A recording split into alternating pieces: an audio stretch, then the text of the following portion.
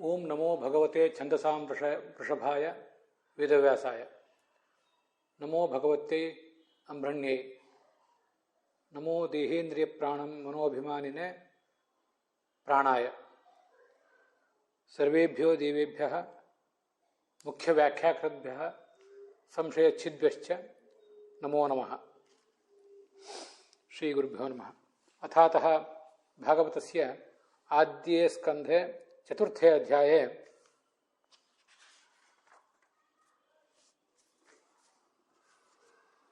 ವಿಂಶಃ ಶ್ಲೋಕಃ ಪ್ರಾರಭ್ಯತೆ. ಮೊದಲ ಸ್ಕಂಧದ 4ನೇ ಅಧ್ಯಾಯದ 20ನೇ ಶ್ಲೋಕಃ ಅದ್ಯ ವ್ಯಾಖ್ಯಾಸ್ಯತೆ. ಅಯಂ ಚ ಛಂದಸಾಂ ವೃಷಭಃ ವಿಶ್ವರೂಪಃ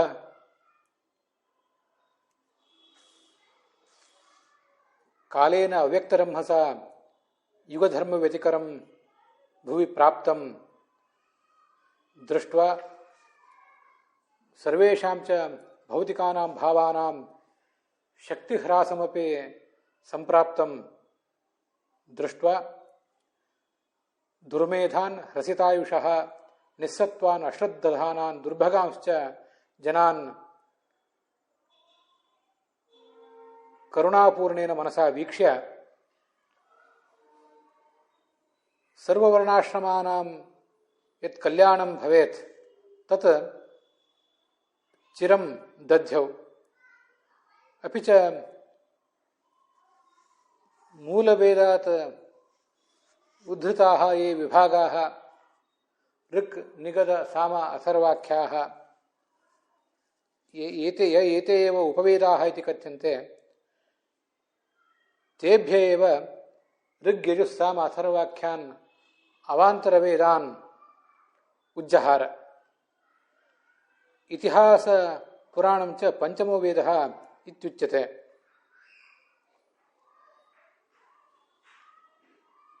ಏತೇಷಾಂ ಚ ಚತುರ್ಣಾಂ ವೇದಾನಾಂ ಋಷಯಃ ಅಸ್ಮಿನ್ ಶ್ಲೋಕೆ ಆಗಾಮಿಷು ಚ ಶ್ಲೋಕೇಷು ಪರಿಗಣ್ಯಂತೆ.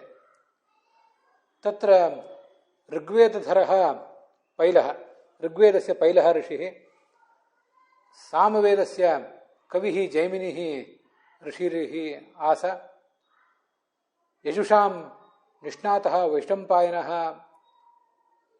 ಋಷಿಃ ಬಭೂವ, ವಾರುಣಃ ಸುಮಂತುಃ ಮುನಿಸ್ತು ಅಥರ್ವಾಂಗಿರಸಾಂ ಮುನಿರ್ಬಭೂವ.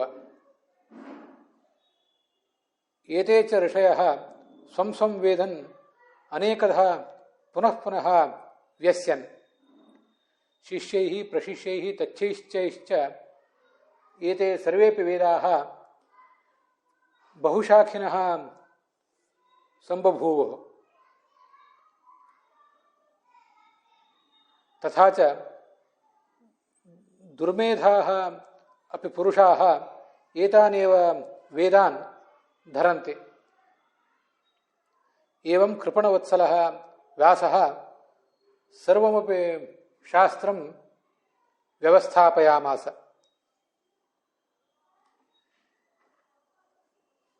ಕಳೆದ ದಿವಸ ವೇದದ ವಿಭಾಗ ಹೇಗಾಯಿತು ಅಂತ ಅನ್ನೋದನ್ನು ನಾವು ನೋಡಿದ್ದೇವೆ. ಮೂಲ ವೇದ ಒಂದಿತ್ತು, ಅದಕ್ಕೆ ಋಕ್ ನಿಗದ ಸಾಮ ಅಥರ್ವ ಅನ್ನುವಂಥ 4 ವಿಭಾಗಗಳಿದ್ದವು ವ್ಯಾಸಾವತಾರಕ್ಕಿಂತ ಮುಂಚೆನೆ. ಮೂಲ ವೇದದ ಈ 4 ವಿಭಾಗಗಳನ್ನು ಉಪವೇದ ಅಂತಾರೆ. ಅವುಗಳಲ್ಲಿಯೇ ಋಕ್ನಿಂದ ಕೆಲವು ಮಂತ್ರಗಳನ್ನು ತಗೊಂಡು ಋಗ್ವೇದವನ್ನು ವ್ಯಾಸರು ರಚಿಸಿದರು. ಯಜುಸ್ಸಿನಿಂದ ಕೆಲವು ಮಂತ್ರಗಳನ್ನು, ನಿಗದದಿಂದ ಕೆಲವು ಮಂತ್ರಗಳನ್ನು ತೆಗೆದುಕೊಂಡು ಯಜುರ್ವೇದವನ್ನು ವ್ಯಾಸರು ರಚಿಸಿದರು.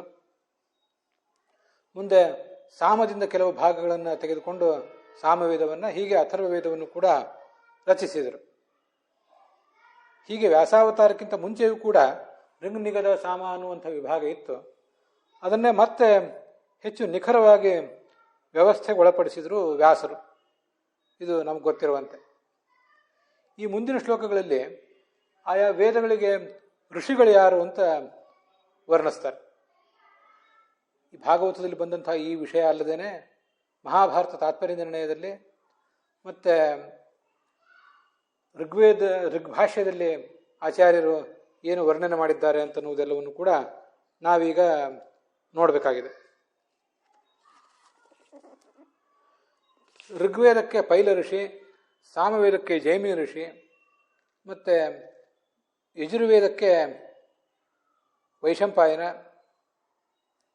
ಮತ್ತು ಈ ಅಥರ್ವವೇದಕ್ಕೆ ಸುಮಂತು ಋಷಿಗಳು, ಹೀಗೆ ಇವರು ಪ್ರವರ್ತಕರಾದರು.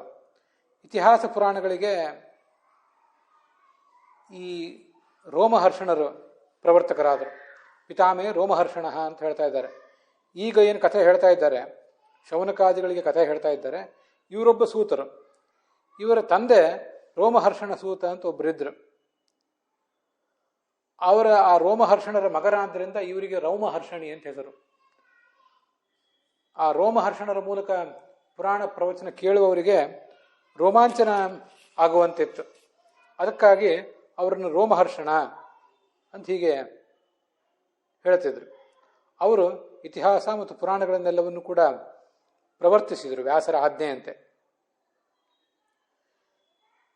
ಮುಂದೆ ಆ ವ್ಯಾಸರ ಈ ಶಿಷ್ಯರು ಆ ತಮಗೆ ದೊರೆತಂತಹ ವೇದಗಳನ್ನು ಋಗ್ ಯಜು ಸಾಮ ಅಥರ್ವ ವೇದಗಳನ್ನು ಮತ್ತೆ ಬೇರೆ ಬೇರೆ ಶಾಖೆಗಳಾಗಿ ವಿಭಾಗ ಮಾಡಿದರು. ಇಡೀ ವೇದವನ್ನು ಅಧ್ಯಯನ ಮಾಡಲಿಕ್ಕಾಗದೆ ಹೋದರೆ ಋಗ್ವೇದ ಯಜುರ್ವೇದ ಯಾವುದಾದ್ರು ಒಂದನ್ನು ಅಧ್ಯಯನ ಮಾಡುವುದು. ಅದರಲ್ಲಿಯೂ ಕೂಡ ಎಲ್ಲ ಶಾಖೆಗಳನ್ನು ಅಧ್ಯಯನ ಮಾಡಲಿಕ್ಕಾಗದೆ ಹೋದರೆ ಕೆಲವು ಶಾಖೆಗಳನ್ನು ಮಾತ್ರ ಅಧ್ಯಯನ ಮಾಡುವುದು. ಹೀಗೆ ನಮಗದರಿಂದ ಸುಲಭವಾಗಿ ಸಾಧ್ಯ ಆಯಿತು. ಇದು ವ್ಯಾಸರು, ಕರುಣಾಶಾಲಿಗಳಾದಂತಹ ವ್ಯಾಸರು ತಮ್ಮ ಶಿಷ್ಯರ ಮೇಲೆ, ಸಜ್ಜನರ ಮೇಲೆ ಒಂದು ಕರುಣೆ ಇಟ್ಟು ಇದೆಲ್ಲವನ್ನು ಹೀಗೆ ಪ್ರತಿಪಾದನೆ ಮಾಡಿದರು ಅಂತ ನಾವು ತಿಳಿಬೇಕು. ತತ್ರ ಋಗ್ವೇದ ತರಹ ಪೈಲಹ ಅಂತ ಹೀಗೆಲ್ಲ ಬಂತಲ್ಲ, ಇದನ್ನ ಮಹಾಭಾರತ ತಾತ್ಪರ್ಯ ನಿರ್ಣಯದಲ್ಲಿ ಕೂಡ ವರ್ಣನೆ ಮಾಡಿದ್ದಾರೆ ಒಂದಿಷ್ಟು. ಅದನ್ನು ಆ ಅಂಶಗಳನ್ನು ಕೂಡ ನಾವಿಲ್ಲಿ ಪರಿಗಣನೆ ತಗೊಳ್ಬೇಕು. ಈ ಶುಕಾಚಾರ್ಯ ಭಾಗವತವನ್ನ ಪ್ರವರ್ತಿಸಿದ್ರಲ್ಲ, ಆ ಶುಕಾಚಾರ್ಯನಲ್ಲಿ ವಾಯು ಇದ್ದ. ತಾತ್ಪರ್ಯ ನಿರ್ಣಯದಲ್ಲಿ 10ನೇ ಅಧ್ಯಾಯದಲ್ಲಿ 73ನೇ ಶ್ಲೋಕ ಹೀಗೆ ಹೇಳ್ತದೆ: ಶುಕಂ ತಮಾಶು ಪ್ರವಿವೇಶ ವಾಯು ವ್ಯಾಸಸ್ಯ ಸೇವಾರ್ಥ ಮಥಾಸ್ಯ ಸರ್ವಂ ಜ್ಞಾನಂ ದದೌ ಭಗವಾನ್ ಸರ್ವವೇದಾನ್ ಸಭಾರತಂ ಭಾಗವತಂ ಪುರಾಣಂ. ಘೃತಾಚಿ ಎಂಬ ಅಪ್ಸರೆ ಆ ಗಿಣಿಯ ರೂಪದಿಂದ ಬಂದಾಗ ಈ ಶುಕನ ಜನನ ಆಗಿತ್ತು.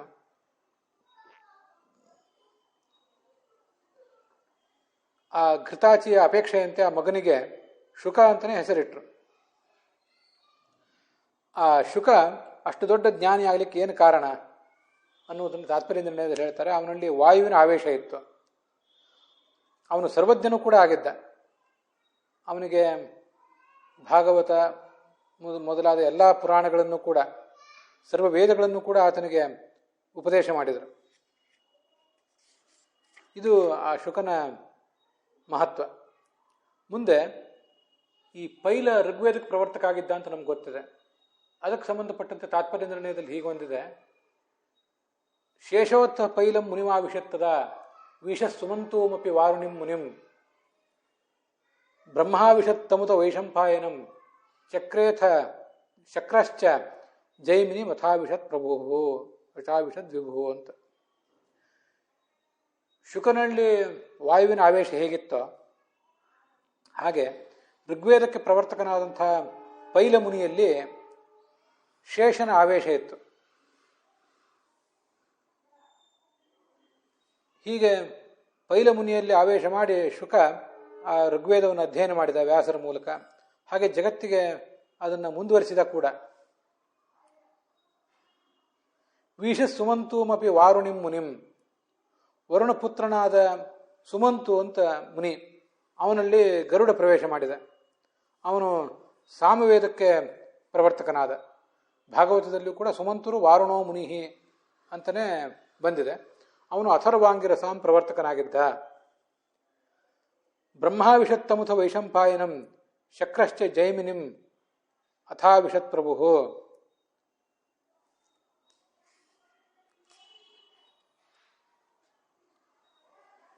ಈ ಯಜುರ್ವೇದದ ಪ್ರವರ್ತಕನಾದಂತಹ ವೈಶಂಪಾಯನಲ್ಲಿ ಸ್ವಯಂ ಚತುರ್ಮುಖ ಬ್ರಹ್ಮನೇ ಆವಿಷ್ಟನಾಗಿದ್ದ. ಸಾಮವೇದದ ಪ್ರವರ್ತಕನಾದಂತಹ ಜೈಮಿನಿಯಲ್ಲಿ ಇಂದ್ರ ಪ್ರವಿಷ್ಟನಾಗಿದ್ದ. ಆಯಾ ದೇವತೆಗಳು ಒಳಗಿದ್ದು ಹೇಗೆ ಭಗವಂತನ ಸೇವಾ ಮಾಡಿದರು ಅಂತ ನಾವು ಇಲ್ಲಿ ಗಮನಿಸಬೇಕು. ಕೃಷ್ಣಸ್ಯ ಪಾದ ಪರಿಸೇವನೋತ್ಸುಕಾ ಸುರೇಶ್ವರಾ ವಿವಿಶುರಾಶು ತಾನ್ ಮುನೀನ್ ಸಮಸ್ತ ವಿದ್ಯಾ ಪ್ರತಿಪಾದ್ಯತೇಶ್ವಸೋ ಪ್ರವರ್ತಕಾನ್ಸ್ತಾನ್ ವಿಧದೆ ಹರಿಪುನಃ. ಭಗವಂತನ ಸೇವೆಗಾಗಿ ಆಯಾ ದೇವತೆಗಳು ಆಯಾ ಮುನಿಗಳ ಒಳಗೆ ಪ್ರವಿಷ್ಟರಾಗಿ ಆ ಶಾಸ್ತ್ರಗಳನ್ನು ಅಧ್ಯಯನ ಮಾಡಿದರು. ಇಂಥ ದೇವತೆಗಳ ಸನ್ನಿಧಾನ ಇರುವುದರಿಂದ ಆಯಾ ಋಷಿಗಳಿಗೆ ಇಂಥದೊಂದು ಮಹತ್ವವು ಕೂಡ ಬಂದಿರ್ತದೆ. ಅದನ್ನು ನಾವು ನೋಡಬೇಕು. ಋಗ್ವೇದಕ್ಕೆ ಪ್ರವರ್ತಕ ಪೈಲ, ಯಜುರ್ವೇದಕ್ಕೆ ಪ್ರವರ್ತಕ ವೈಶಂಪಾಯನ ಅಂತ ನಾವು ನೋಡಿದ್ದೀವಿ. ಅಲ್ಲಿ ಮತ್ತೊಂದು ಸಂಗತಿಯನ್ನು ಆಚಾರ್ಯರು ಹೇಳ್ತಾರೆ. ಯಜುಷಾಂಶ ಪ್ರವರ್ತಕಂ ವೈಶಂಪಾಯನಮೇವೈಕಂ ದ್ವಿತೀಯಂ ಸೂರ್ಯಮೇವಚ. ಯಜುರ್ವೇದದ ಪ್ರವರ್ತಕ ಒಬ್ಬ ವೈಶಂಪಾಯನ, ಮತ್ತೊಬ್ಬ ಸೂರ್ಯ ಅಂತ. ಇದು ಮಹಾಭಾರತದಲ್ಲಿ ಕೂಡ ಈ ವಿಷಯ ಬಂದಿದೆ. ಇವತ್ತು ಈ ಯಜುರ್ವೇದ ಅನ್ನೋದು ಕೃಷ್ಣ ಯಜುರ್ವೇದ ಮತ್ತು ಶುಕ್ಲ ಯಜುರ್ವೇದ ಅಂತ ಎರಡು ವಿಭಾಗ ಹೊಂದಿದೆ. ಶುಕ್ಲ ಯಜುರ್ವೇದಗಳನ್ನೇ ಕಾಣ್ವ ಶಾಖೆಯವರು ಅಂತ ಕೂಡ ಕರೀತಾರೆ. ಅದರಲ್ಲಿ ಕೃಷ್ಣ ಯಜುರ್ವೇದಕ್ಕೆ ವೈಶಂಪಾಯನ ಪ್ರವರ್ತಕ, ಶುಕ್ಲ ಯಜುರ್ವೇದಕ್ಕೆ ಸೂರ್ಯ ಪ್ರವರ್ತಕ.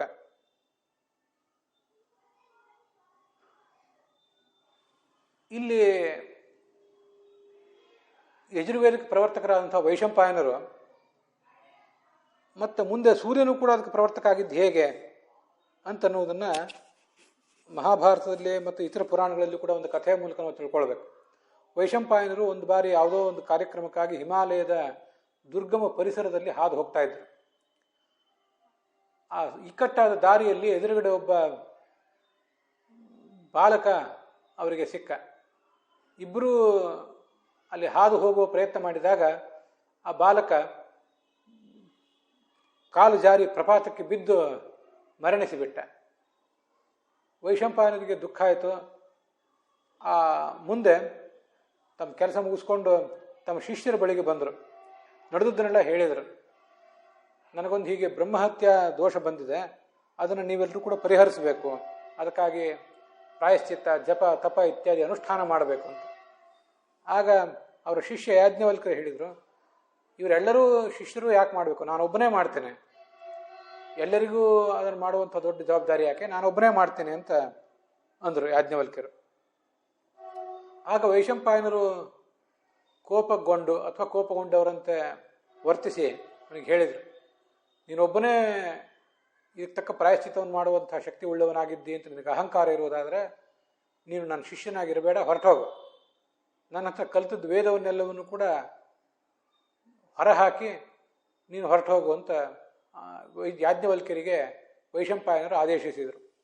ಯಾಜ್ಞವಲ್ಕ್ಯರು ಅದರಂತೆ ಆ ವೇದವನ್ನೆಲ್ಲವೂ ತಾವು ವೈಶಂಪಾಯನರಿಂದ ಕಲಿತದ್ದೆಲ್ಲವನ್ನು ಕೂಡ ಹೊರಹಾಕಿದರು, ಕಾರಿಕೊಂಡ್ರು. ಆ ಹೊರಹಾಕಿದ್ದನ್ನೇ ದೇವತೆಗಳು ತಿತ್ತಿರಿ ಅನ್ನುವಂಥ ಒಂದು ಪಕ್ಷಿ, ಆ ಪಕ್ಷಿಗಳ ರೂಪದಲ್ಲಿ ಬಂದು ಸ್ವೀಕಾರ ಮಾಡಿದರು.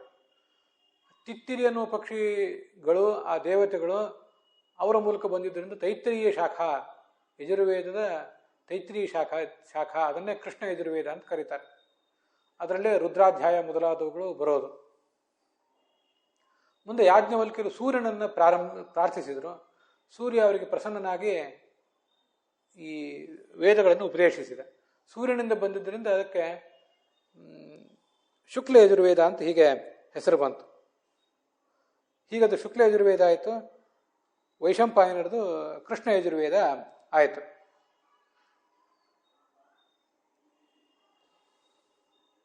ಈಗಾಗಲೇ ನಾವು ನೋಡಿದಂತೆ ಋಗ್ವೇದಕ್ಕೆ 24 ಶಾಖಾಭೇದಗಳು, ಮತ್ತು ಯಜುರ್ವೇದದಲ್ಲಿ 101, ಸಾಮವೇದದಲ್ಲಿ 1000, ಅಥರ್ವ ವೇದದಲ್ಲಿ 12 ಶಾಖೆಗಳಿದ್ದವು. ಆಚಾರ್ಯರು ಬ್ರಹ್ಮಸೂತ್ರ ಭಾಷ್ಯದಲ್ಲಿ ಇದನ್ನು ಹೇಳಿದ್ದಾರೆ.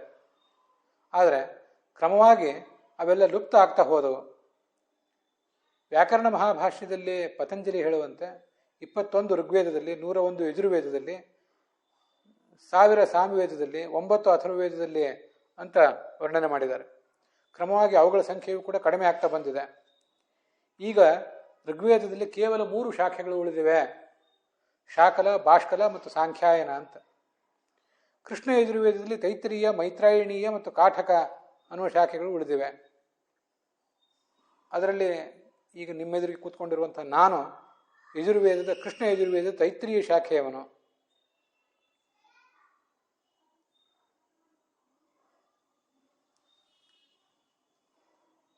ದಕ್ಷಿಣ ಭಾರತದಲ್ಲಿ ಆಪಸ್ತಂಭ, ಬೋಧಾಯನ, ಸತ್ಯಾಷಾಢ, ಹಿರಣ್ಯಕೇಶೀಯ ಹೀಗೆ ಕೆಲವು ಸೂತ್ರಗಳು ಬಳಕೆಯಲ್ಲಿವೆ. ತೈತ್ರಿಯ ಶಾಖಾ ದಕ್ಷಿಣ ಭಾರತದಲ್ಲಿ ಹೆಚ್ಚು ಪ್ರಚಲಿತ ಆಗಿದೆ.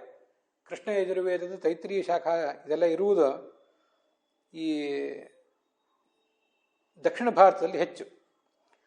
ನಾವು ಅದರಲ್ಲೂ ಕೂಡ ಘಟ್ಟದ ಮೇಲಿನ ಬ್ರಾಹ್ಮಣರು ಏನಿದ್ದೇವೆ ಅವರು ಕೃಷ್ಣ ಯಜುರ್ವೇದಿಗಳಾದರೆ ಆಪಸ್ತಂಭ ಅನ್ನುವ ಒಬ್ಬ ವ್ಯಕ್ತಿ, ಒಬ್ಬ ಧರ್ಮಶಾಸ್ತ್ರಜ್ಞ ಮಾಡಿರುವ ಶ್ರೌತ ಸೂತ್ರಗಳನ್ನು ಅವಲಂಬಿಸಿ ಯಜುರ್ವೇದಸ್ಯ ಆಪಸ್ತಂಭ ಸೂತ್ರ ತೈತ್ರಿಯ ಶಾಖಾಧ್ಯಾಯಿ ಅಂತ ನಾವು ನಮ್ಮನ್ನು ಕರ್ಕೋತೇವೆ. ಆಪಸ್ತಂಭ ಅಂತ ಒಬ್ಬ ಮುನಿ, ಅವನು ಬರೆದಂಥ ಶ್ರೌತ ಸೂತ್ರಗಳು ಹೇಗೆ ಕರ್ಮಗಳನ್ನು ಮಾಡಬೇಕು ಅಂತ ಅನ್ನೋದ್ರ ಬಗ್ಗೆ ಇವತ್ತಿಗೂ ಅವೆಲ್ಲವೂ ಉಪಲಬ್ಧ ಇವೆ. ಅದಕ್ಕನುಸಾರವಾಗಿ ಆಯಾ ಕರ್ಮಗಳನ್ನು ಮಾಡಬೇಕು ನಾವು. ಶ್ರಾದ್ದ, ಉಪಕರ್ಮ ಇತ್ಯಾದಿ ಸಂಧ್ಯಾವಂದನೆ ಮೊದಲಾದವುಗಳನ್ನು. ದೇವರ ಪೂಜೆಯಲ್ಲಿ ಬಹಳ ವ್ಯತ್ಯಾಸ ಬರೋದಿಲ್ಲ. ಮೂಲತಃ ಇರುವುದೆಲ್ಲ ಸಂಧ್ಯಾವಂದನೆ, ಶ್ರಾದ್ದ ಮತ್ತು ಉಪಕರ್ಮ, ಹಾಗೆ ಅಪರ ಕರ್ಮಗಳು, ಇವುಗಳಲ್ಲೆಲ್ಲ ಇಂಥ ವ್ಯತ್ಯಾಸ ಬರ್ತಿರ್ತವೆ.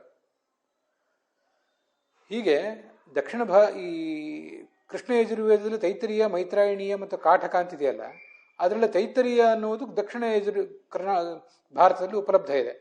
ಅದಕ್ಕೆ ಆಪಸ್ತಂಭ ಸೂತ್ರ ಅನುಯಾಯಿಗಳು, ಬೋಧಾಯನದ ಅನುಯಾಯಿಗಳು, ಸತ್ಯಾಷಾಢರ ಅನುಯಾಯಿಗಳು ಮತ್ತು ಹಿರಣ್ಯಕೇಶೀಯ ಅನುಯಾಯಿಗಳು ಇದ್ದಾರೆ. ಘಟ್ಟದ ಮೇಲಿನ ಯಜುರ್ವೇದಿಗಳೆಲ್ಲರೂ ಕೂಡ ಆಪಸ್ತಂಭ ಸೂತ್ರದ ಅನುಯಾಯಿಗಳು. ಘಟ್ಟದ ಕೆಳಗಿರುವಂಥ ವಿದ್ವಾಂಸರೆಲ್ಲರೂ ಕೂಡ, ಈ ಕೃಷ್ಣ ಯಜುರ್ವೇದಿಗಳೆಲ್ಲರೂ ಕೂಡ ಬೋಧಾಯನದ ಅನುಯಾಯಿಗಳು, ಬೋಧಾಯನ ಋಷಿಯ ಅನುಯಾಯಿಗಳು. ಮೈತ್ರಾಯಣೀಯ ಶಾಖಾ ಅಂತ ಈ ಕೃಷ್ಣ ಯಜುರ್ವೇದದ್ದೇನಿದೆ ಅದು ಉತ್ತರ ಭಾರತದಲ್ಲಿ ಪ್ರಚಲಿತ ಆಗಿದೆ. ಅದಕ್ಕೆ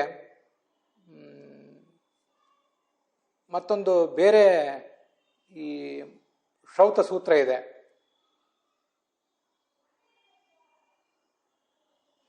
ಶುಕ್ಲ ಯಜುರ್ವೇದದಲ್ಲಿ ಕಾಣ್ವ ಮತ್ತು ಮಾಧ್ಯಂದಿನ ಅಂತ ಎರಡು ಶಾಖೆಗಳಿವೆ. ದಕ್ಷಿಣ ಭಾರತದಲ್ಲಿ ಕಾಣ್ವ ಶಾಖೆ ಹೆಚ್ಚು ಉಪಲಬ್ಧ ಇದೆ, ಉತ್ತರ ಭಾರತದಲ್ಲಿ ಮಾಧ್ಯಂದಿನ ಶಾಖೆ ಉಪಲಬ್ಧ ಇದೆ. ಕಾತ್ಯಾಯನರು ರಚನೆ ಮಾಡಿದ ಶ್ರೌತ ಸೂತ್ರಗಳನ್ನು ಇವರೆಲ್ಲರೂ ಕೂಡ ಅನುಸರಿಸ್ತಾರೆ. ಸಾಮವೇದದಲ್ಲಿ ರಾಣಾಯನೀಯ, ಕೌತುಮ, ಪೈಂಗಿ ಮತ್ತು ಜೈಮಿನಿ ಅಂತ ಶಾಖೆಗಳಿವೆ. 1000 ಬಗೆಯ ಗಾನ ಪದ್ಧತಿಗಳಲ್ಲಿ ಇವತ್ತು ಉಳಿದಿರುವುದು ಈ 4. ಅಥರ್ವವೇದದಲ್ಲಿ ಶೌನಕ ಮತ್ತು ಪಿಪ್ಪಲಾದರು ಮಾಡಿದ ಪೈಪ್ಪಲಾದ ಶಾಖೆಗಳು ಉಳಿದಿವೆ. ಇದು ಆ ವೇದಗಳಿಗೆ ಸಂಬಂಧಪಟ್ಟಂತೆ ಒಂದಿಷ್ಟು ವಿವರಣೆ. ಕೇವಲ ಮಹಾಭಾರತ ತಾತ್ಪರ್ಯ ನಿರ್ಣಯದಲ್ಲಿಲ್ಲ, ಕೇವಲ ಭಾಗವತದಲ್ಲಿಯೂ ಕೂಡ ಇಲ್ಲ. ನಾವು ಅದನ್ನು ಬೇರೆ ಬೇರೆ ವ್ಯಾಖ್ಯಾನಗಳು, ಬೇರೆ ಬೇರೆ ಮೂಲಗಳು, ಅವುಗಳ ಮೂಲಕ ಹೀಗೆ ಪರಿಗಣಿಸ್ಬೋದು. ಎಷ್ಟೆಷ್ಟನ್ನು ಕಳ್ಕೊಂಡಿದ್ದೇವೆ ಅನ್ನುವುದು ನಮಗೆ ಗೊತ್ತಾಗ್ತದೆ ಇದನ್ನೆಲ್ಲ ನೋಡಿದಾಗ. ಈ ಋಗ್ವೇದಕ್ಕೆ ಹೀಗೆ ಪೈಲ, ಯಜುರ್ವೇದಕ್ಕೆ ಸೂರ್ಯ ಹೀಗೆಲ್ಲ ಬಂತಲ್ಲ,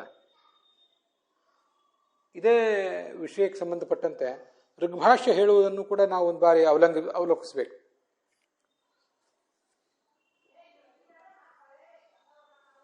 ಹಯಗ್ರೀವಾದಿಮಾ ವಿದ್ಯಾ ಶ್ವಸಿತತ್ವೇನ ನಿಸೃತಾ ಬ್ರಹ್ಮಣ ಸ್ವೀಕೃತಾಸ್ತಾಶ್ಚ ರುದ್ರಶೇಷ ವಿಪಾ ಅಪಿ.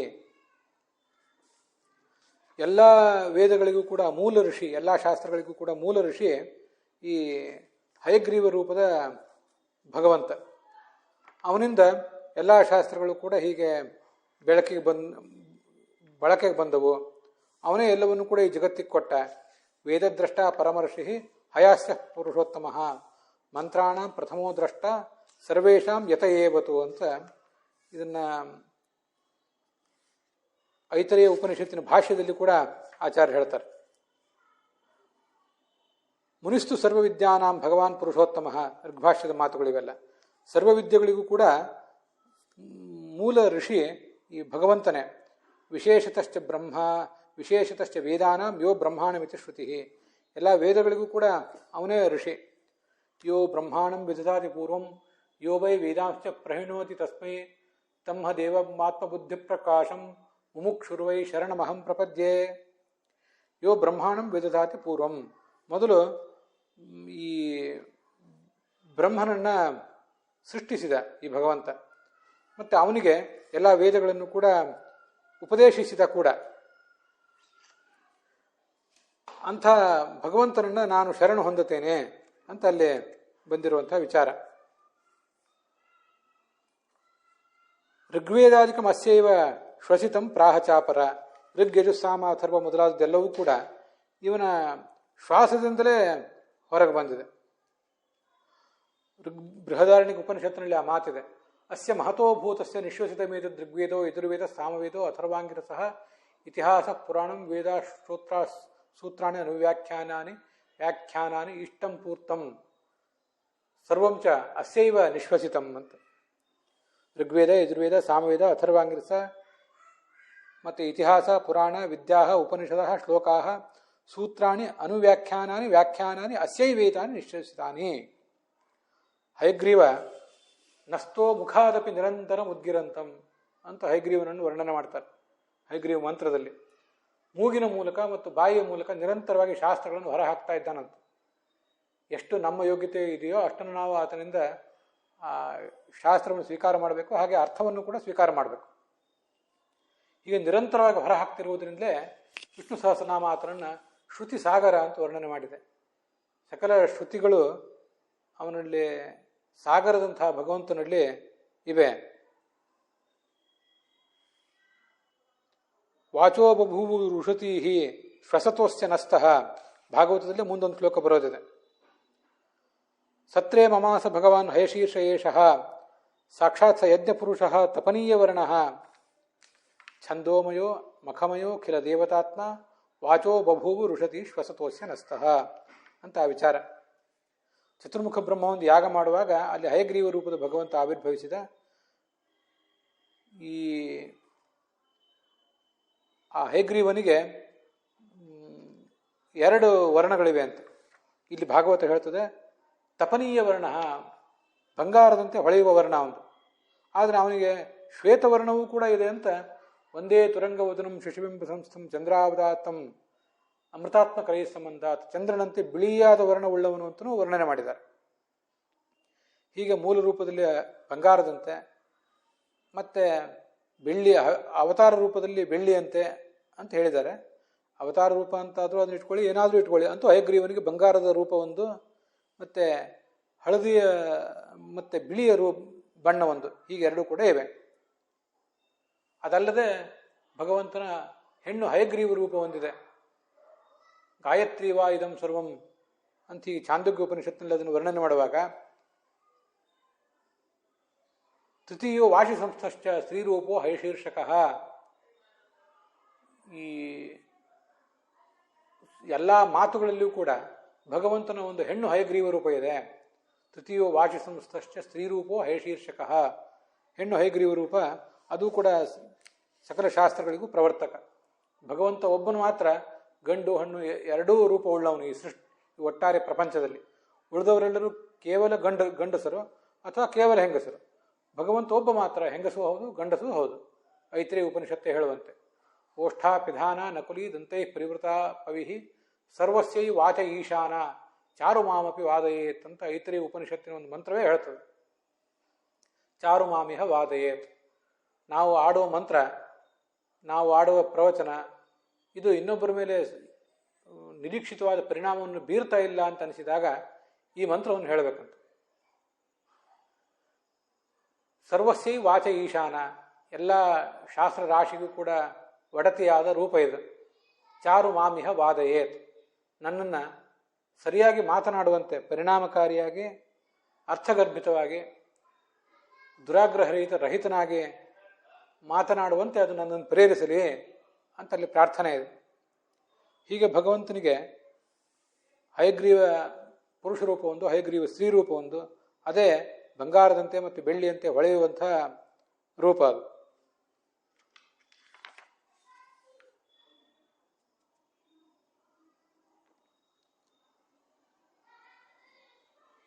ಹೀಗೆ ಅವನು ಎಲ್ಲ ಶಾಸ್ತ್ರಗಳನ್ನು ಕೂಡ ಹೀಗೆ ತನ್ನ ಮುಖದಿಂದ ಮತ್ತು ಮಾತಿನಿಂದ ಹೊರಹಾಕ್ತಿರ್ತಾನೆ. ಹಯಗ್ರೀವ ಎಲ್ಲ ವೇದಗಳನ್ನು ಹೊರಹಾಕ್ತಾನಲ್ಲ, ಇದು ಬ್ರಹ್ಮಾಂಡ ಪುರಾಣದಲ್ಲಿ ಮತ್ತು ಪದ್ಮ ಪುರಾಣದಲ್ಲೆಲ್ಲ ಬಂದಿರುವಂಥ ಮಾತು. ಹಯಗ್ರೀವಾದಿಮಾ ವಿದ್ಯಾ ಶ್ವಸಿತತ್ವೇನ ನಿಸೃತಾ ಬ್ರಹ್ಮಣ ಸ್ವೀಕೃತಾಶ್ಚಾಶ್ಚ. ಮುಂದೆ ಚತುರ್ಮುಖ ಬ್ರಹ್ಮ ಅದನ್ನು ಸ್ವೀಕಾರ ಮಾಡಿದ.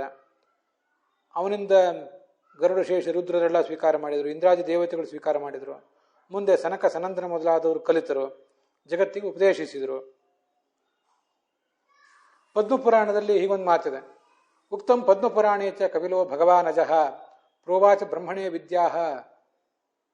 ಪದ್ಮಪುರಾಣದಲ್ಲಿ ಬಂದಂತೆ ಕಪಿಲ ಎಲ್ಲ ಶಾಸ್ತ್ರಗಳಿಗೂ ಈ ಎಲ್ಲ ಶಾಸ್ತ್ರಗಳನ್ನು ಚತುರ್ಮುಖ ಬ್ರಹ್ಮನಿಗೆ ಉಪದೇಶ ಮಾಡಿದೆ.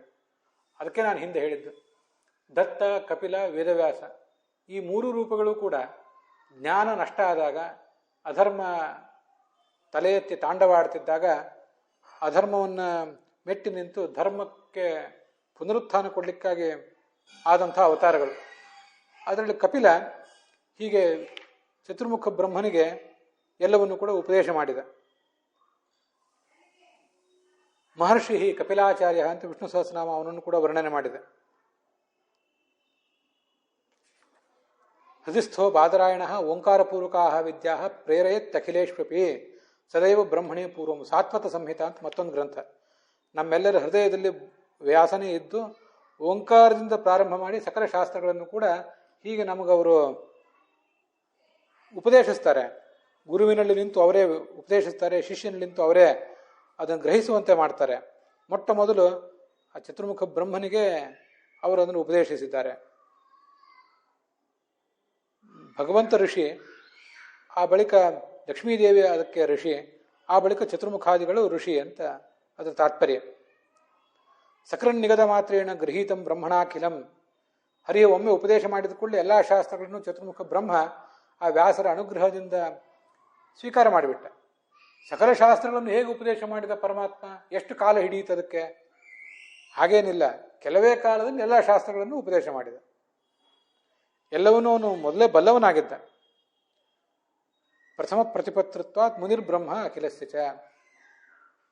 ಹೀಗೆ ಎಲ್ಲ ಶಾಸ್ತ್ರಗಳಿಗೂ ಪರಮಾತ್ಮ ಮತ್ತು ಲಕ್ಷ್ಮೀದೇವಿಯ ಬಳಿಕ ಮೊದಲ ಋಷಿ ಈ ಚತುರ್ಮುಖ ಬ್ರಹ್ಮ.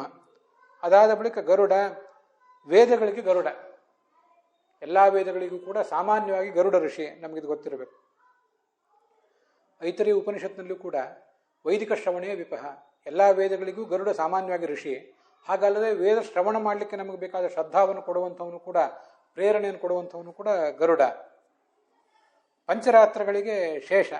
ಪಂಚರಾತ್ರ ಅಂದರೆ ಪೌರುಷೇಯ ಗ್ರಂಥಗಳು. ಅದು ಎಲ್ಲದಕ್ಕೂ ಕೂಡ ಶೇಷ. ತಾಂತ್ರಿಕೆ ಶೇಷ ರುದ್ರೌಚ ಅಂತ ಐತರೇಯ ಉಪನಿಷತ್ತಿನಲ್ಲಿದೆ. ತಂತ್ರಗ್ರಂಥಗಳು ಅರ್ಥಾತ್ ಪೌರುಷೇಯ ಗ್ರಂಥಗಳ ಅಧ್ಯಯನಕ್ಕೆ ಬೇಕಾದ ಪ್ರೇರಣೆಯನ್ನು, ಪ್ರವೃತ್ತಿಯನ್ನು ನಮ್ಮಲ್ಲಿ ಮೂಡಿಸುವವರು ಈ ಶೇಷ ಮತ್ತು ರುದ್ರರು.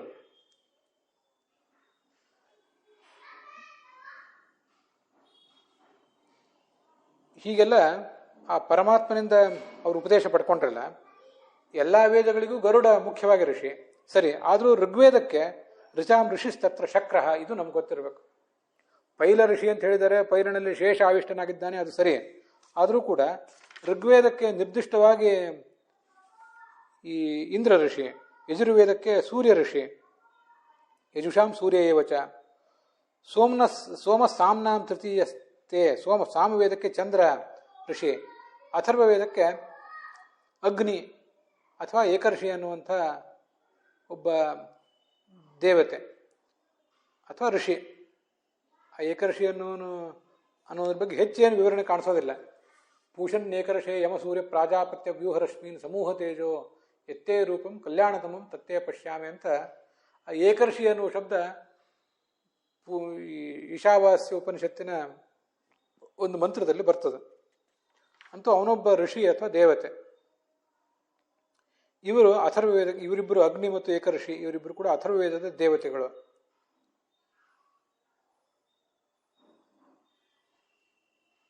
ಅದರ ಬಳಿಕ ಮತ್ತು ಅನೇಕ ಜನ ಋಷಿಗಳಿದ್ದಾರೆ. ಇತ್ಯುಕ್ತ ಸಮುದಾಯಸ್ಯ ಸಂತ್ಯನ್ಯೇ ಚ ಪೃಥಕ್ ಪೃಥಕ್. ಅದಾದ ಬಳಿಕ ಶಾಕಲ, ಆಶ್ವಲಾಯನ, ಅಪಸ್ತಂಭ, ಮಧುಚ್ಛಂದ, ಶುನಶ್ರೇಪ ಮೊದಲಾದಂಥ ಅನೇಕ ಜನ ಋಷಿಗಳಿದ್ದಾರೆ. ಋಗ್ವೇದಕ್ಕೆಲ್ಲ ಆಶ್ವಲಾಯನರು ಈ ದಕ್ಷಿಣ ಭಾರತದಲ್ಲಿ ಅಂತ ಕಾಣಿಸ್ತದೆ. ಅದೆಲ್ಲವನ್ನು ಅವರೇ ಪ್ರವರ್ತನೆ ಮಾಡಿದ್ದಾರೆ. ಚರಣವ್ಯೂಹ ಮೊದಲಾದ ಗ್ರಂಥಗಳಲ್ಲಿ ಈ ಸಂಗತಿ ಸ್ಪಷ್ಟ ಇದೆ. ಋಷಿಗಳ ಜ್ಞಾನ ಯಾಕೆ ಇದನ್ನೆಲ್ಲ ತಿಳ್ಕೋಬೇಕು ನಾವು ಅಂದರೆ, ಏತಜ್ಞಾನ ತದೃಷ್ಟಸ್ಯ ಫಲಸ್ಯಾಪ್ತಿ ಸ್ಫುಟಂ ಭವೇತ್. ಎಲ್ಲ ಋಷಿಗಳ ತಿಳ್ಕೊಂಡು, ಋಷಿಗಳ ಸ್ಥಾನವನ್ನು ತಿಳ್ಕೊಂಡು, ಆ ಋಷಿಗಳ ಉಪಕಾರವನ್ನು ನಾವು ಸ್ಮರಿಸಿಕೊಂಡು ಮುಂದೆ ಅದನ್ನು ಪಠನ ಮಾಡಿದರೆ ಆ ಅಧ್ಯಯನ ಫಲವತ್ತರ ಆಗ್ತದೆ. ಸರ್ವವೇದಾಭಿಮಾನಿತ್ವಾತ್ ಶ್ರೀರ್ ಬ್ರಹ್ಮಾಣೀಚ ಭಾರತೆ ದೃಷ್ಟ್ಯಶ್ಚ ಸರ್ವವಿದ್ಯಾನಾಂ ವ್ಯಾಖ್ಯಾತೋ ಬ್ರಹ್ಮಣ ಮರುತ.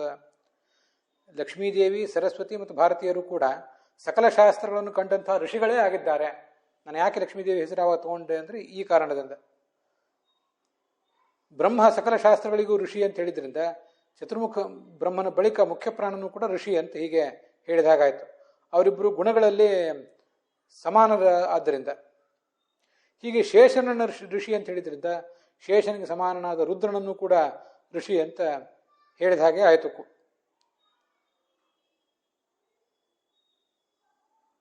ಈ ಎಲ್ಲ ದೇವತಾ ಸ್ತ್ರೀಯರು, ದೇವತಾ ಪುರುಷರೆಲ್ಲರೂ ಕೂಡ ತಾವು ಕಂಡ ಮಂತ್ರಗಳಿಂದ, ಇನ್ನೂ ಕೆಲವು ಮಂತ್ರಗಳಿಂದ ಆ ಭಗವಂತನನ್ನು ಸ್ಮರಿಸ್ತಾರೆ. ಛಂದಸ್ತ್ವೇನ ಮುನಿತ್ವೇನ ತಾಸಾಂ ಸ್ಮೃತಿ ರುದೀರಿತ. ನಾವು ಆ ದೇವತಾ ಸ್ತ್ರೀಯರನ್ನು ಕೂಡ ಸ್ಮರಿಸಬೇಕು, ದೇವತಾ ಪುರುಷರನ್ನು ಸ್ಮರಿಸಬೇಕು, ಋಷಿಗಳನ್ನು ಕೂಡ ಸ್ಮರಿಸಬೇಕು. ಒಂದು ಕೆಲವು ಅನುಷ್ಠುಪ ಮೊದಲಾದ ಛಂದಸ್ಸಿಗೆ ಅಭಿಮಾನಿಯಾದಂತಹ ಋಷಿಗಳಿದ್ದಾರೆ, ದೇವತಾ ಸ್ತ್ರೀಯರಿದ್ದಾರೆ. ಅದಲ್ಲದೆ ಆಯಾ ವೇದಗಳಿಗೆ ಅಭಿಮಾನಿಗಳಾದಂಥ ಋಷಿಗಳು ಕೂಡ, ಈ ದೇವತಾ ಸ್ತ್ರೀಯರು ಕೂಡ ಇದ್ದಾರೆ. ಅವರೆಲ್ಲರನ್ನೂ ನಾವು ಹೀಗೆ ಧ್ಯಾನಿಸ್ಬೇಕು ಯಾವತ್ತೂ ಕೂಡ. ಮುಂದೆ ಋಗ್ಭಾಷ್ಯದಲ್ಲಿ ಛಂದೋಭಿಮಾನಿ ದೇವತೆಗಳ ವರ್ಣನ ಇದೆ. ನಮಗೆ ಅದೆಲ್ಲ ಏನು ಬೇಕಾಗಿಲ್ಲ.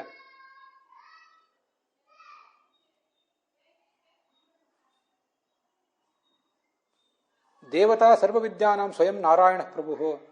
ಎಲ್ಲ ವಿದ್ಯೆಗಳಿಗೂ ಕೂಡ ಮುಖ್ಯ ಪ್ರತಿಪಾದ್ಯ ದೇವತೆ ನಾರಾಯಣ. ಋತೆ ತತ್ರ ಪ್ರಸಿದ್ಧಾಶ್ಚ ದೇವತಾ ಶ್ರೀಸ್ತಥಾ ತಥಾ. ಭಗವಂತನನ್ನು ಮಾತ್ರ ಹೇಳುವಂತಹ ಪುರುಷ ಸೂಕ್ತ, ವಿಷ್ಣು ಸೂಕ್ತ ಇತ್ಯಾದಿಗಳನ್ನು ಹೊರತುಪಡಿಸಿದರೆ ಉಳಿದೆಲ್ಲ ಶಾಸ್ತ್ರಗಳಿಂದಲೂ ಲಕ್ಷ್ಮೀದೇವಿಯು ಕೂಡ ಮುಖ್ಯವಾಗಿ ಪ್ರತಿಪಾದ್ಯಳಾಗಿದ್ದಾಳೆ. ಆ ಲಕ್ಷ್ಮೀದೇವಿಗೆ ಮೀಸಲಾದಂತಹ ಅಂಬರಣಿ ಸೂಕ್ತ, ಶ್ರೀ ಸೂಕ್ತ ಮೊದಲಾದವುಗಳನ್ನು ಬಿಟ್ಟರೆ ಅದಕ್ಕೆ ಮುಂದೆ ಚತುರ್ಮುಖ ಬ್ರಹ್ಮನೇ ಮುಖ್ಯ ದೇವತೆಯಾಗಿದ್ದಾನೆ ಅನ್ನೋದನ್ನು ನಾವು ತಿಳ್ಕೊಳ್ಬೇಕು. ಹೀಗೆ ಇವತ್ತು ನಾವು ಆ 4 ವೇದಗಳು, ಮೂಲ ವೇದ, ಆಮೇಲೆ ಋಗ್ ನಿಗದ ಯಜುಸ್ಸಾಮ ಅನ್ನುವಂಥ ಉಪವೇದಗಳು, ಋಗ್ವೇದ, ಸಾಮವೇದ, ಅಥರ್ವವೇದ, ಋಗ್ ಯಜುಸ್ಸಾಮ ಅಥರ್ವ ಅನ್ನುವಂಥ 4 ಅವಾಂತರ ವೇದಗಳು, ಅದಕ್ಕೆ ಋಷಿಗಳು ಯಾರು, ಈಗ ಉಳಿದಿರುವ ಶಾಖೆಗಳೆಷ್ಟು, ಅದೆಲ್ಲವನ್ನು ಕೂಡ ನಾವು ನೋಡಿದ್ದೇವೆ. ಪೈಲಾದಿಗಳು ಋಷಿಗಳಲ್ಲದೇನೆ ಇಂದ್ರ ಮತ್ತು ಸೂರ್ಯ, ಚಂದ್ರ, ಅಗ್ನಿ ಮೊದಲಾದವರು ಋಗ್ ಯಜುಸ್ಸಾಮ ಅಥರ್ವ ವೇದಗಳಿಗೆ ಋಷಿಗಳಾಗಿದ್ದಾರೆ ಅಂತನ್ನೋದನ್ನು ಕೂಡ ನೋಡಿದ್ದೇವೆ. ಇದನ್ನೆಲ್ಲ ಯಾಕೆ ನೋಡಬೇಕು ಅಂದರೆ, ನಮ್ಮಲ್ಲಿ ಒಂದು ಅಭ್ಯಾಸ ಇರ್ತದೆ. ಅದನ್ನು ನಾವು ನಮ್ಮ ಚಿಕ್ಕ ಮಕ್ಕಳಿಗೂ ಕೂಡ ಕಲಿಸಿಬಿಟ್ಟಿರ್ತಾರೆ ದೊಡ್ಡವರಾದವರು. ನಮ್ಮ ಗುರು ಪರಂಪರೆಯ ಶ್ಲೋಕಗಳನ್ನು, ಯತಿಗಳ ಶ್ಲೋಕಗಳನ್ನೆಲ್ಲ ನಾವು ಕೂಡ ದಿವಸ ಸ್ಮರಣೆ ಮಾಡ್ತೀವಿ. ಅವರವರ ವೃಂದಾವನಗಳು ಎಲ್ಲಿರ್ತವೆ ಅಂತ ಗೊತ್ತಿರ್ತದೆ. ಮತ್ತು ಅವರ ಕುರಿತಾದಂತಹ ಚರಮ ಶ್ಲೋಕಗಳು ಕೂಡ ನಮಗೆ ಗೊತ್ತಿರ್ತವೆ. ನಾವು ಋಗ್ವೇದಿಗಳ, ಯಜುರ್ವೇದಿಗಳ ಅಂತನ್ನುವುದೇ ಅನೇಕ ಜನರಿಗೆ ಗೊತ್ತಿರೋದಿಲ್ಲ. ಅದರಲ್ಲಿ ಶಾಖೆ ಯಾವುದು, ಋಗ್ವೇದದ ಪ್ರವರ್ತಕ ಋಷಿ ಯಾವುದು, ನಮ್ಮ ಶ್ರೌತ ಸೂತ್ರದ ಪ್ರವರ್ತಕ ಋಷಿ ಯಾರು, ಆಪಸ್ತಂಭನೋ ಮತ್ತೊಬ್ಬರು ಯಾರು ಆಶ್ವಲಾಯನನೋ, ಅವೇ ಅನೇಕ ಬಾರಿ ನಮ್ಗೆ ಗೊತ್ತಿರೋದಿಲ್ಲ. ಹೀಗೆ ನಾವು ನಮ್ಮ ಮೂಲ ಪರಂಪರೆಯನ್ನು, ಆ ಋಷಿಗಳು ನಾವು ಮಾಡಿರುವಂಥ ಉಪಕಾರವನ್ನು ಮರೆತು ಬಿಟ್ಟಿರ್ತೀವಿ. ಬ್ರಹ್ಮಯಜ್ಞದಲ್ಲಿ ಆ ಋಷಿಗಳ ಹೆಸರನ್ನು ಹೇಳಿ ತರ್ಪಣ ಕೊಡ್ತೇವೆ, ಇಲ್ಲ ಅಂತಲ್ಲ. ಆದರೆ ಅದೆಲ್ಲವೂ ಕೂಡ ಕೇವಲ ಯಾಂತ್ರಿಕ ಆಗಿಬಿಟ್ಟಿರ್ತದೆ. ಅದರಿಂದ ಚಿಕ್ಕ ಮಕ್ಕಳಿಗೂ ಕೂಡ ಹೇಗೆ ಯತಿಗಳ ಚರಮ ಶ್ಲೋಕಗಳನ್ನು ಹೇಳಿಸಿ ಅವ್ರಿಗೆ ಅದನ್ನು ಅಭ್ಯಾಸ ಮಾಡಿಸ್ತೇವೋ ಹಾಗೆ ಈ ಪೈಲ ಮತ್ತು ವೈಶಂಪಾಯನ, ಸುಮಂತು, ಜೈಮಿನಿ ಮೊದಲಾದ ಋಷಿಗಳು ಅವರೆಲ್ಲರೂ ಕೂಡ ನಮ್ಮ ವೇದಗಳಿಗೆ ಹೇಗೆ ಪ್ರವರ್ತಕರು ಅನ್ನೋದನ್ನೆಲ್ಲ ತಾತ್ಪರ್ಯ ನಿರ್ಣಯ ಮತ್ತು ಭಾಗವತದಲ್ಲಿ ಬಂದಿರುವಂಥ ಆ ಶ್ಲೋಕಗಳನ್ನು ಕೂಡ ಆ ಮಕ್ಕಳಿಗೆ ಅಭ್ಯಾಸ ಮಾಡಿಸ್ಬೇಕು. ಹಾಗೆ ಗುರು ಪರಂಪರಾವನ್ನು ನೆನೆಯುವುದು ಅಂದರೆ ಇದು ನಮ್ಮ ಮೂಲ ಗುರು ಪರಂಪರಾ ಪೈಲಾದಿಗಳದು. ಪೈಲ ಅವರಲ್ಲಿ ಆವಿಷ್ಟರಾದ ದೇವತೆಗಳು, ಅದಲ್ಲದೆ ಇಂದ್ರ, ಸೂರ್ಯ, ಚಂದ್ರ ಮತ್ತು ಅಗ್ನಿ ಮೊದಲಾದ ದೇವತೆಗಳು. ಅದಾದ ಬಳಿಕ ಈಗ ನಾವು ಯಾವ್ಯಾವ ಗುರು ಮಠಕ್ಕೆ ಸೇರಿದ್ದೀವೋ ಆಯಾ ಯತಿಗಳ ಸ್ಮರಣೆ ಇದೆಲ್ಲವನ್ನು ಕೂಡ ನಾವು ಅವಶ್ಯ ಮಾಡಿಸ್ಬೇಕು. ನಮ್ಮ ಪರಂಪರೆಯ ಮಹತ್ವ ನಮಗೆ ಹೀಗೆ ತಿಳಿಯುವಂತಾಗಬೇಕು. ಅದಕ್ಕಾಗಿ ಇಷ್ಟೆಲ್ಲವನ್ನು ನಾವು ಇವತ್ತು ಅವಲೋಕಿಸಿದ್ದೇವೆ. ಅಲ್ಲಿಗೆ ಇವತ್ತಿನ ಈ ಭಾಗ ಸಮಾಪ್ತವಾಗಿದೆ. ಹುಸಿಯ ನಾಡಿ ಹೊಟ್ಟೆ ಹೊರೆವ ವಿಷಯದಲ್ಲಿ ರಸಿಕನೆಂದು ಹುಸಿಗೆ ಹಾಕದಿರೋ ಋಷಿಕೇಶನೇ, ಈಶನಿನ್ನ ಚರಣ ಭಜನೆ ಆಸೆಯಿಂದ ಮಾಡುವೆ, ದೋಷ ರಾಶಿ ನಾಶ ಮಾಡು ಶ್ರೀಶಕೇಶವ. ಶ್ರೀಕೃಷ್ಣಾರ್ಪಣ ವಸ್ತು.